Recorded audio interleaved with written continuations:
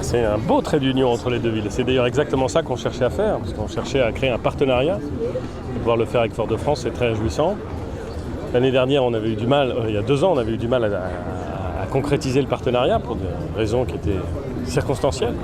Cette année, je crois que ça se passe très bien. Il y a une très belle ambiance au moment où les bateaux sont arrivés. Malheureusement, moi, je suis arrivé le lendemain, parce que évidemment, les bateaux étaient plus vite que moi. Mais le village est beau, l'ambiance est belle. Je crois que tous les Martiniquais sont au rendez-vous. Ils étaient nombreux au rendez-vous hier. Et j'ai le sentiment que la relation entre Le Havre et Fort-de-France s'approfondit, s'intensifie. Et c'est plutôt un succès, plutôt très réjouissant.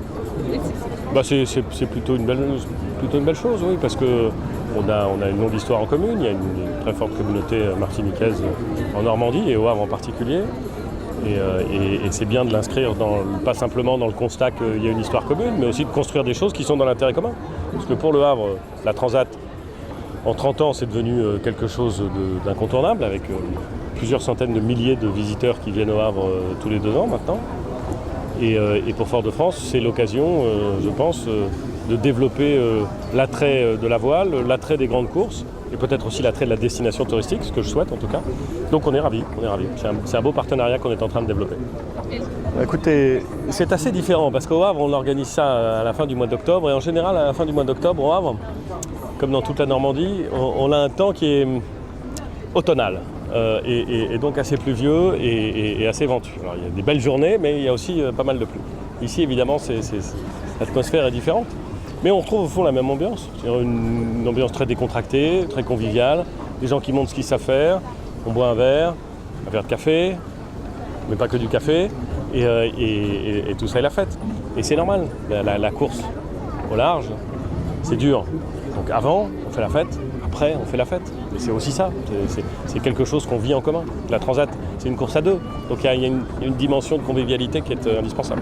Et de fête populaire aussi. Et de fête populaire. Et plus on fait une fête populaire, mieux c'est. Il ne faut pas... la course à la voile, c'est pas... Et d'ailleurs la voile en général, c'est pas quelque chose d'élitiste pour quelques personnes qui savent se servir des bateaux extraordinairement compliqués, techniques, difficiles. Qui font la course. C'est aussi une fête, une ambiance, la possibilité de rencontrer des marins, la possibilité de voir la mer, de découvrir un certain nombre de choses. Et cet aspect de fête populaire, on y est extrêmement attaché et on a très bien réussi. J'ai l'impression qu'à Fort-de-France, on y est attaché aussi, ça me va très bien. Je crois qu'ils étaient assez contents de faire arriver ce bateau, 11e bateau qu'ils ont sous ce nom et première course gagnée avec ce bateau. Et je crois qu'ils étaient très heureux et on est très heureux pour eux. Et moi, vous savez, je suis d'abord, c'est un souci d'organisateur, je suis d'abord très heureux quand les marins arrivent sains et saufs. Parce que la mer, c'est dur et qu'il ne faut jamais faire le malin avec la mer. Donc le fait qu'ils arrivent sains et saufs, que les bateaux soient en bon état, bon, voilà, ça veut dire que ça c'est bien. Donc, j'espère que toute la suite va bien se passer. Mais ça, c'est déjà une bonne nouvelle. Et puis ensuite, il y a eu une vraie compétition. Hein, et il y a 3 ou 4 heures d'écart entre le premier et le deuxième. Je trouve que ça a été chaud jusqu'au bout. C'est bien.